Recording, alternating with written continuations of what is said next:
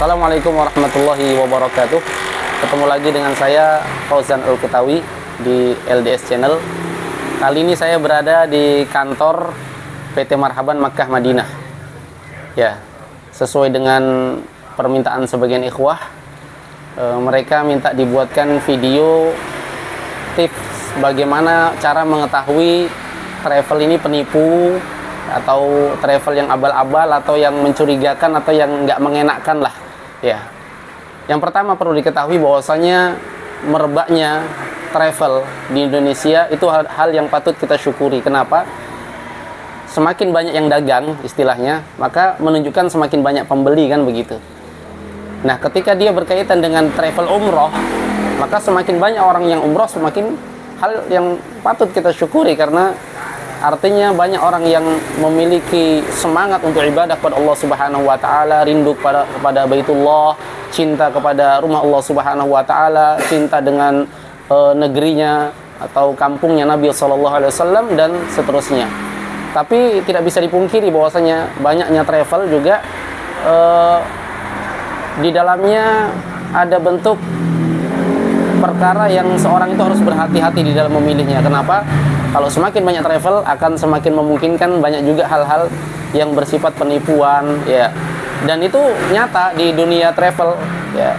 Tidak sedikit orang-orang yang tertipu dengan beberapa travel yang kita anggap abal-abal dan seterusnya. Baik.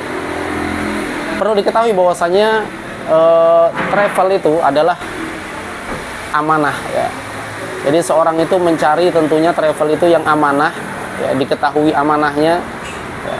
Dan tugas atau kewajiban pihak travel itu sendiri memang untuk menunaikan amanah, ya. Karena ketika seorang sudah DP misalnya, ya, sudah mencalonkan diri untuk menjadi jamaahnya, itu adalah tanggung jawab dia dan dia sudah memegang amanah, ya. Sedangkan orang beriman itu walladzina hum li amanatihim wa ahdihim raun, orang yang menunaikan amanah. Baik. Sekarang kita langsung saja masuk kepada pembahasan yang diminta oleh ikhwah, tips bagaimana mengetahui travel itu travel yang abal-abal, ya, yang dikhawatirkan ada bentuk penipuan dan seterusnya. Pertama yang umum yang diketahui, ya, ini travel tersebut harus memiliki nomor izin umroh, ya, nomor izin umroh, dan ini yang umum. Tetapi perlu diketahui pula bahwasanya adanya nomor izin umroh itu juga tidak menjamin bahwasanya travel itu bukan travel penipuan, ya. Ada beberapa hal lainnya yang patut seorang itu berhati-hati, ya. Seperti misalnya ketika travel itu atau pihak travel yang menawar-nawarkan atau mempromosikan jualannya, ya, kita anggap seperti itu, dia enggan atau terlalu terbelit-belit untuk menyebutkan alamat travel, ya, ini hal yang mencurigakan. Apa yang menghalangi dia untuk menyebutkan alamat travel, ya? Padahal kan setiap travel memiliki kantornya, ya. Ketika dia terbelit-belit misalnya dengan kalimat nanti saya yang sampaikan saja atau melalui saya saja, nah ini hal yang kita anggap mencurigakan. Hal yang lain adalah ketika travel tersebut, ya, ini banyak teman-teman yang tertipu di sini, yaitu travel-travel yang memasang harga yang tidak wajar, ya. Makanya saya sering sampaikan kepada para ikhwah bahwasanya, ya, para teman-teman kita, kalau memilih travel itu oke, carilah yang murah, bagus, tapi tetap harus melihat, ya, wajar tidak kemurahannya, masuk akal enggak. Saya kadang gambarkan para teman-teman begini, coba kita lihat. Kalau kita nyewa atau kita booking hotel di Indonesia, nggak usah jauh-jauh. Kalau kita belum pernah ke Madinah, Mekah, ya, kita booking di Indonesia selama 10 hari. Kalau paket 12 hari, paling tidak 10 hari atau 11 hari, kan, ya. 11 hari kita bisa menghabiskan uang berapa, ya. Paling tidak kita akan menjawab bahwasanya paling tidak kita menghabiskan hotel-hotel yang paling murah bintang 3 di Indonesia itu kita menghabiskan uang 7 jutaan atau 8 juta, ya, selama 10 hari, ya. Kalau hotel-hotel bintang 4 kita akan menghabiskan uang paling tidak 12 juta, ya.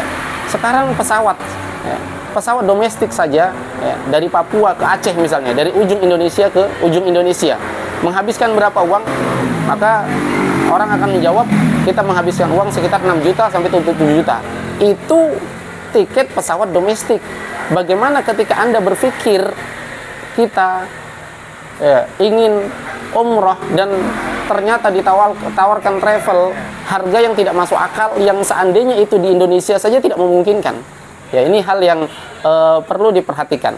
Kemudian diantara ciri juga travel yang mengkhawatirkan adalah travel yang terbelit-belit dalam memberikan hak konsumen. Ya, kita sudah sebutkan tadi bahwasanya Nabi SAW juga pernah bersabda seperti ini. Adil amanah, tunaikan amanah itu. Kepada siapa? Ila mani tamanak, kepada orang yang memberikan amanah kepada engkau. Ya, dia telah memberikan amanah tersebut kepada engkau, maka tunaikan amanahnya. Di antara amanah tersebut adalah ketika calon jamaah telah mendaftar ke kita, apalagi sudah memberikan uang DP, maka jamaah itu memiliki hak-hak. Seperti misalnya, travel memiliki hak kewajiban untuk memberikan rekomendasi dalam pembuatan paspor, ya, di dalam kepengurusan dia membantu. Ketika ada travel yang enggan untuk memberikan seperti ini, nanti biar kami saja yang uruskan, atau pakai kalimat-kalimat yang semuanya serba dia, maka ini adalah travel yang mengkhawatirkan. Kemudian di antara hal yang lain yang mengkhawatirkan adalah ketika di dalam penyetoran, apakah DP atau penyetoran uang pelunasan, dia menggunakan rekening pribadi. Padahal setiap travel memiliki rekening resmi, ya. Dan ini tidak bisa kita pertanggungjawabkan. Mereka tidak bisa mempertanggungjawabkan travel itu. Kenapa? Satu poin yang perlu diketahui oleh teman-teman semuanya, bahwasanya mungkin saja travelnya amanah, mungkin saja travelnya baik, tapi permainan agen-agen, kadang ada agen-agen yang curang. Di antara agen-agen yang curang itu kebanyakan bentuknya adalah ketika mereka meminta DP atas nama pribadi mereka. Ya, boleh-boleh saja sih kita bikin komunitas. Misalnya saya punya komunitas Umroh Hemat Makassar, ya. Tetapi saya tetap akan sertakan PT Marhaban Makkah Madinah, ya, dan saya akan tetap sertakan nomor rekening, ya, PT yang resmi, atau bisa menggunakan nomor rekening komunitas kita yang jelas bukan pribadi, ya. Boleh juga seorang ketika sudah mempercayai seorang ustadz misalnya, atau seorang kiai, atau seorang guru, ya, dan atau dia tetangganya sendiri atau dia keluarganya, maka tidak masalah. Yang seperti ini kan pembahasan tersendiri khusus, artinya siapapun yang dipercaya, tentunya orang-orang dekat, itu tidak masalah apakah dia menggunakan rekening pribadi atau uang tunai langsung, itu tidak masalah. Tetapi yang kita permasalahkan adalah travel-travel yang baru kita kenal, apakah melalui media sosial atau melalui kita dengar-dengar dari telinga atau kita dapat di pamflet, maka yang seperti ini dikhawatirkan, ya. Itu salah satu hal yang perlu kita jeli terhadapnya. Dan di sana ada hal-hal yang lainnya, ya, mungkin kita akan sampaikan di tempat yang lainnya insya Allah. Sekarang saya berada di PT Marhaban Makkah Madinah, termasuk travel kita, ya, dan juga bisa dicek di Maps, ya. Alamatnya jelas di Jalan Palantikang nomor 1 Katangka, Kecamatan Sumbopu, ya.